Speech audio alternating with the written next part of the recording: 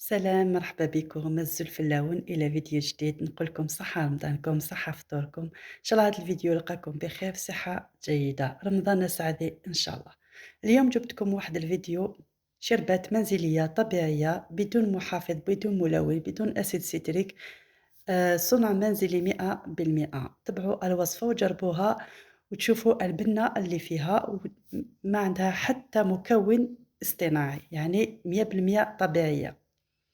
نختاروا الليمون الأصفر هكاك باه نحي الزيوت واللون اللي فيه. اليوم تشوفوا هاد الوصفة. يعني عندنا علبة ياغورت على نص لتر تاع الماء، حبة 4 حبات سيترون مويان، يعني لو كان كبار ديروا زوج.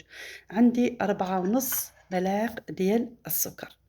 الآن تشوفوا يعني كيف نستخلص هذيك الزيوت واللون في البرتقال، في الليمون، لكي لا نضع أي ملون اصطناعي. قلت لكم طبيعي 100%.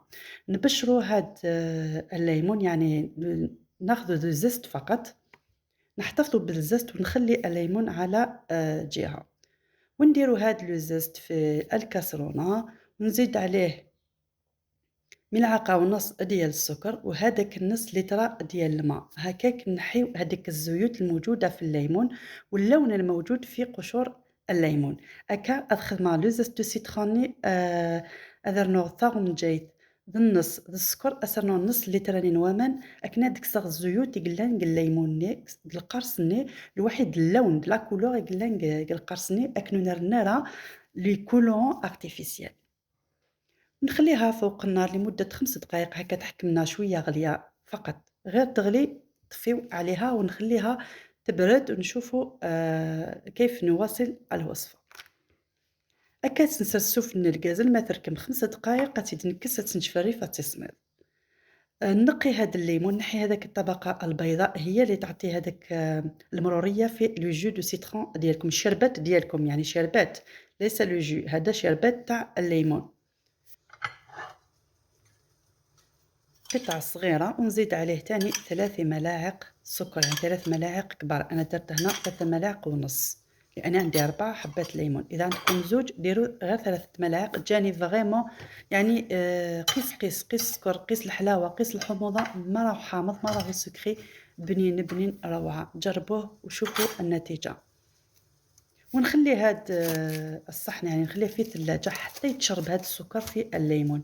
كي يتشرب ويزيد يذوب، يعني يذوب في هذا السكر، نخليه حتى هكا 4 ساعات إلى 5 ساعات في الثلاجة، ومن بعد نحيه ونكملوا الوصفة معاكم. أتجاوبك فريجيدار مي تجزماوك الليمونية، أتجاوبك فريجيدار 5 سوايع، نتاد السكرني أتيدكسر أبري أكمل لا غوسيتني. هاد الشربات طبيعية من باكري حنا نديرو بهذه الطريقة، يعني تجينا ما شاء الله وتمسح على القلب خاصة بعد الإفطار. هاد الشربات بعد ما خلطني هذيك الغلية 5 دقايق أو أقل، شوفوا اللون الأصفر كيفاه راه بان، يعني بدون أي ملون، بدون أي إضافات، يعني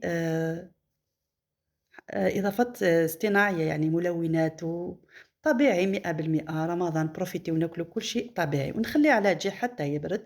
كي برد هذاك الشربات، برد لي هاد السكر مع لو زست، وهذا تاني خلاص تشرب السكر مع الليمون وذاب هذاك الليمون في هذا السكر.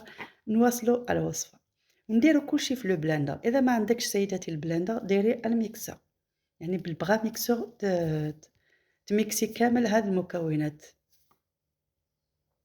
وتخدم أكل المكونات داخل لو بلندر، أسرنوغ لو جوني أماني القارص، يعني هذاك الشربات اللي طيبتها نصفيه هذاك لو زست خلاص.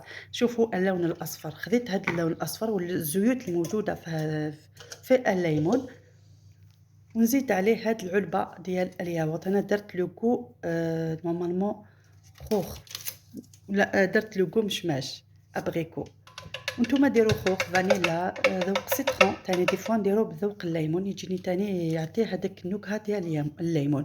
بما ان الليمون طبيعي بدون اسيد سيتريك وبدون اي محافظ، يعني اي ملون، نديروه يعني بهذه الطريقه، يعني يعطي الذوق تاع الليمون 100%. اللي يحبوا النعناع، اللي يحبوا رائحه النعناع يزيدوا له هكا ورقه ديال النعناع، اللي ما يحبش يخليها غير شربات يعني ذوق ليمون يخليها هكا.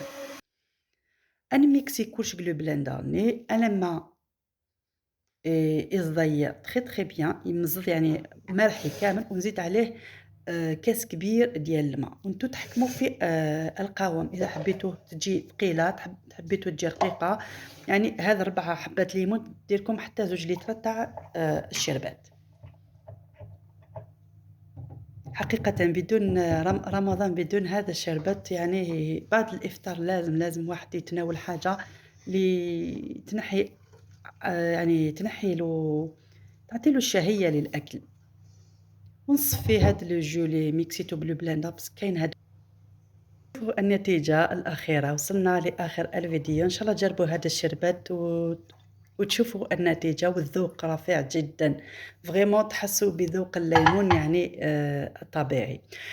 صحة رمضانكم، صحة فطوركم، وصلنا لآخر الفيديو، ما تنساونيش بالاشتراك واللايك للقناة، لايك للفيديو، أني نغتنمر في الأمان على فيديو جديد إن شاء الله، السلام عليكم ورحمة الله وبركاته.